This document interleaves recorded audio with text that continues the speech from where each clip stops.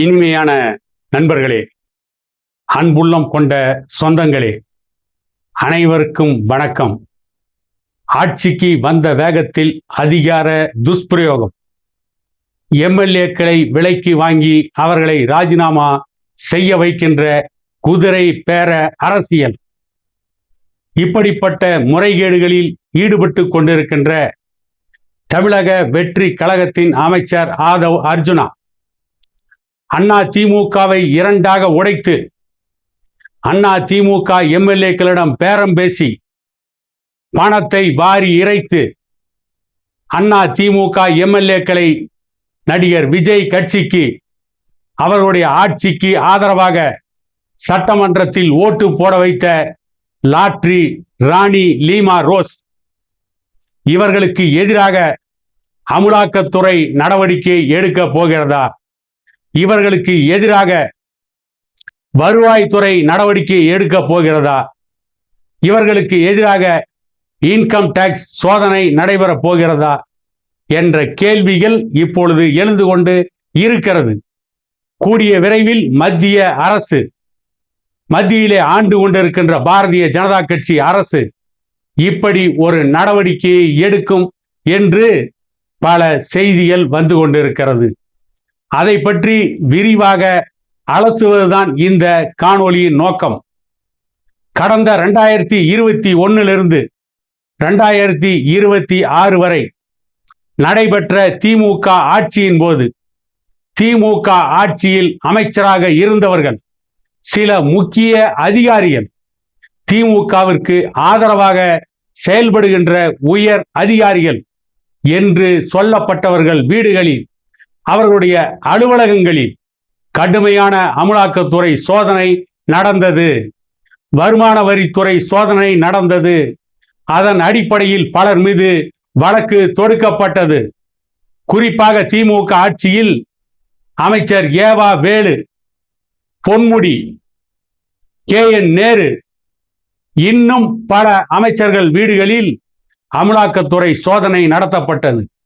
அந்த சோதனையில் அவர்கள் ஊழல் செய்ததற்கு பல்வேறு ஆதாரங்கள் கிடைத்தது என்றும், அது சம்பந்தமாக வழக்கு தொடுக்கப்பட்டிருக்கிறது என்றும் பல செய்திகள் அன்றைக்கு வந்தது.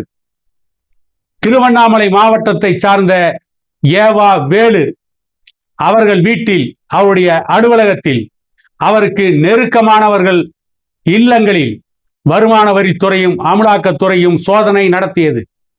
அப்பொழுது ஏவா வேலுக்கு நெருக்கமாக இருந்த மீனா ஜெயக்குமார் என்கின்ற திமுகவின் நிர்வாகி, கோவை மாவட்டத்தை சார்ந்தவர், அவர் வீட்டிலும் அமலாக்கத்துறை சோதனை நடந்தது. இப்பொழுது அந்த மீனா ஜெயக்குமார் என்கின்ற திமுக பிரமுகர் அந்த கட்சியிலிருந்து விலகி தமிழக வெற்றி கழகத்தில் இணைந்திருக்கிறார். இப்பொழுது இந்த மீனா ஜெயக்குமார் என்ன செய்வார்?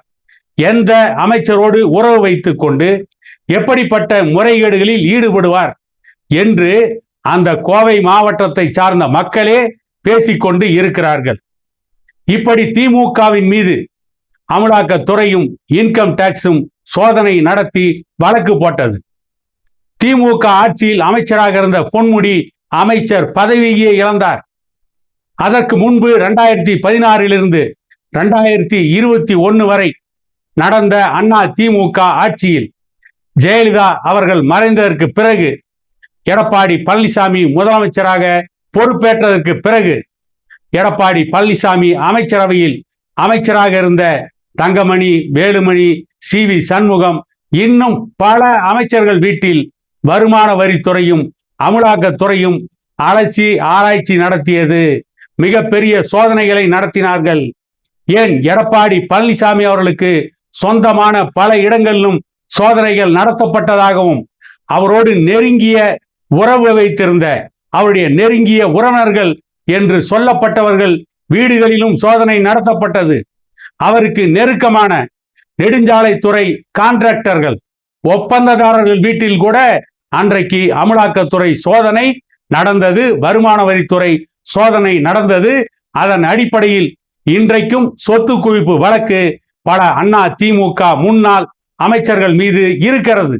நீதிமன்றத்தில் அந்த வழக்கு நடந்து கொண்டிருக்கிறது. அந்த வழக்கிலே CV சண்முகம் இருக்கிறார், விஜயபாஸ்கர் இருக்கிறார், SP வேலுமணி இருக்கிறார், தங்கமணி இருக்கிறார், எடப்பாடி பழனிசாமியுடன் இருக்கின்ற முன்னாள் அமைச்சர்களும் பல பேர் மீது அந்த வழக்கு இருக்கிறது. அதே போல திமுகவின் அமைச்சர்கள் மீது வருமானத்திற்கு அதிகமான அளவிற்கு சொத்து சேர்த்த வழக்குகள் இருக்கிறது. இதற்கெல்லாம் அடிப்படை காரணம் அன்றைக்கு மத்தியிலே ஆண்டு கொண்டிருந்த பாரதிய ஜனதா கட்சி அரசு. இத்தனைக்கும் எடப்பாடி பழனிசாமி தலைமையிலான அதிமுக அரசு பாரதிய ஜனதா கட்சியோடு இணக்கமான உறவு வைத்திருந்தது. எடப்பாடி பழனிசாமியோடு கூட்டணி வைத்துத்தான் தமிழ்நாட்டில் பாரதிய ஜனதா கட்சியே வளர்ந்தது, தன்னை வளர்த்து கொண்டது. அப்படி இருந்தும் எடப்பாடி பழனிசாமி ஆட்சியில் அங்கம் வகித்த அமைச்சர்கள் மீது அமலாக்கத்துறை சோதனை நடத்தியது, இன்கம் டாக்ஸ் சோதனை நடத்தியது, வருமான வரித்துறை ரெய்டு நடந்தது. திமுக ஆட்சியிலும் அது தொடர்ந்தது. திமுக ஆட்சியில் அமைச்சர்களாக இருந்த பல பேர் மீது இன்றைக்கு வருமானத்திற்கு அதிகமாக சொத்து குவித்த வழக்குகள் நடந்து கொண்டிருக்கிறது. இவற்றை எல்லாம் நாம் ஏன் இன்றைக்கு கேள்வியாக எழுப்புகிறோம் என்று கேட்டால், 2026ஆம் ஆண்டு இந்த சட்டமன்ற தேர்தல் நடந்து முடிந்து தேர்தல் முடிவுகள் வெளியானதற்கு பிறகு, நடிகர் விஜய் ஆட்சி அமைத்ததற்கு பிறகு நடந்த குதிரை பேரங்கள் கணக்கில் அடங்காதவை. இதை போல ஒரு குதிரை பேரம் இதுவரை தமிழ்நாட்டில் நடந்ததில்லை, இனியும் நடக்க போவதில்லை என்று சொல்லக்கூடிய அளவிற்கு இன்றைக்கு குதிரை பேரம் நடந்து கொண்டு இருக்கிறது. பாரதிய ஜனதா கட்சி எதிர்க்கிறோம், பாரதிய ஜனதா கட்சி ஆதரவில் தமிழக வெற்றி கழகம் ஆட்சி நடந்துவிடக் கூடாது, நடிகர் விஜய் பாரதிய ஜனதா கட்சியின் பக்கம் சாய்ந்து விடக் கூடாது, பாரதிய ஜனதா கட்சி எதிர்ப்பதற்காகவே நாங்கள் இன்றைக்கு விஜயை ஆதரிக்கிறோம் என்று காங்கிரஸ் கட்சி சொல்கிறது, கம்யூனிஸ்ட் கட்சி சொல்கிறது, விசிக சொல்கிறது, இந்திய யூனியன் முஸ்லீம் லீக் சொல்கிறது. ஆனால் இந்த நடிகர் விஜய் ஆட்சியில் நடக்கின்ற குதிரை பேரத்திற்கு எதிராக நடக்கின்ற குதிரை பேரம் கண்ணுக்கு முன்னால் நன்றாக தெரிகிறது. கை புண்ணுக்கு கண்ணாடி தேவையில்லை என்று சொல்லக்கூடிய அளவில் லாட்டரி அதிபர் ஆதவ் அர்ஜுனா நடிகர் விஜய் ஆட்சியில் அமைச்சராக இருந்து நேற்று கூட குதிரை பேரம் நடத்தி அதிமுகவின் 3 சட்டமன்ற உறுப்பினர்களை சட்டமன்ற உறுப்பினர் பதவியை ராஜினாமா செய்ய வைத்து அடுத்த சில நிமிடங்களில் அவர்களை தமிழக வெற்றி கழகத்தில் இணைத்திருக்கிறார்கள். அதிமுக என்கின்ற இயக்கத்தை எம்ஜிஆரால் உருவாக்கப்பட்டு ஜெயலலிதா அவர்களால் கட்டி காக்கப்பட்ட ஒரு இயக்கத்தை லாட்டரி ராணி, பெரும் செல்வ செழிப்போடு இருக்கின்ற சீமாட்டி லீமா ரோஸ், அந்த லாட்டரி மகாராணி அதிமுகவை 2ஆக உடைத்தார். SP வேலுமணி, CV சண்முகம் இவர்களோடு பேரம் நடத்தினார். அவருடைய பொருளாதாரத்தை வாரி இறைத்தார். கிட்டத்தட்ட 300 கோடி முதல் 500 கோடி வரை பேரம் நடந்திருக்கலாம் என்று பல ஊடகங்கள் சந்தேகத்தை கிளப்புகின்றன. இப்படி ஒரு குதிரை பேரத்தை நடத்தி அதிமுகவை 2ஆக உடைத்த லீமா ரோஸ் இன்றைக்கு மத்தியிலே ஆள்கின்ற பாரதிய ஜனதா கட்சி அரசு அதிமுகவுடன் கூட்டணி வைத்திருக்கிறது. அதிமுக தயவில் தான் பாரதிய ஜனதா கட்சியே தமிழ்நாட்டில் வளர்ந்திருக்கிறது. இது ஒரு பக்கம். சரி, அரசியலுக்கும் அதிகாரத்திற்கும் என்ன சம்பந்தம்? மத்தியில் ஆள்கின்ற பாரதிய ஜனதா கட்சி அரசுக்கும் அமலாக்கத்துறைக்கும் என்ன சம்பந்தம்? அமலாக்கத்துறை தனியாக தன்னிச்சையாக இயங்க வேண்டிய ஒரு அமைப்பு.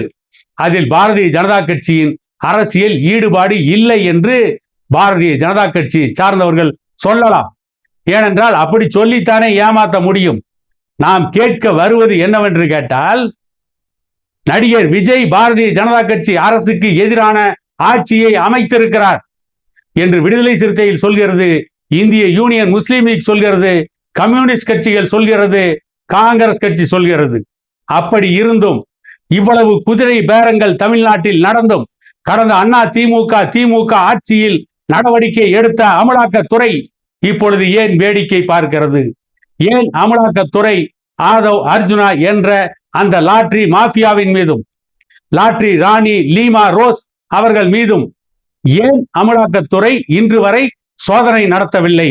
ஏன் அமலாக்கத்துறை நடவடிக்கை எடுக்கவில்லை? வருமான வரித்துறை ஏன் வேடிக்கை பார்த்து கொண்டிருக்கிறது? வருமான வரித்துறை ஏன் சோதனை நடத்தவில்லை? வருமான வரித்துறை ஏன் தூங்கிக் கொண்டு இருக்கிறது என்ற கேள்வியை இன்றைக்கு நடுநிலையாளர்கள், பல ஊடகங்கள் கேட்டுக்கொண்டு இருக்கிறார்கள். அதற்கு அவர்கள் சொல்கின்ற ஒரே காரணம், நடிகர் விஜய் பாரதிய ஜனதா கட்சியோடு கள்ள உறவு வைத்திருக்கிறார். தமிழக வெற்றி கழகம் பாரதிய ஜனதா கட்சி பெற்று போட்ட கள்ள குழந்தை என்று திருமாவளவன் சொன்னது இன்றைக்கு உண்மையாக இருக்கலாம் என்று பலர் கூறுகிறார்கள். ஆனால் அதே திருமாவளவனே இன்றைக்கு கள்ள குழந்தையை தோளிலே தூக்கி வைத்து கொஞ்சி அந்த கள்ள குழந்தையை கொண்டாடி கொண்டிருக்கிறார். அந்த அளவிற்கு தமிழக அரசியல் மிகவும் மோசமாகிவிட்டது.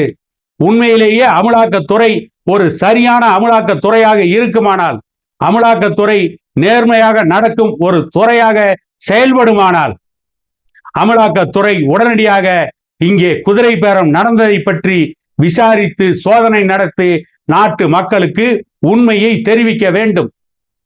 வருமான வரித்துறை லீமா ரோஸ், ஆதவ் அர்ஜுனா போன்றவர்கள் எப்படி வருமானத்திற்கு அதிகமாக சொத்து சேர்த்தார்கள் என்று விருப்பு வெறுப்புகளுக்கு அப்பாற்பட்டு நேர்மையான சோதனை நடத்தி அந்த உண்மையை வெளி உலகத்திற்கு கொண்டு வந்து மக்களுக்கு உண்மையை வெளிச்சம் போட்டு காட்ட வேண்டும் என கேட்டுக்கொண்டு மீண்டும் ஒரு காணொளியில் உங்களை சந்திக்கும் வரை உங்களிடமிருந்து விடைபெறுவது உங்கள் எடப்பாடி துரைசாமி.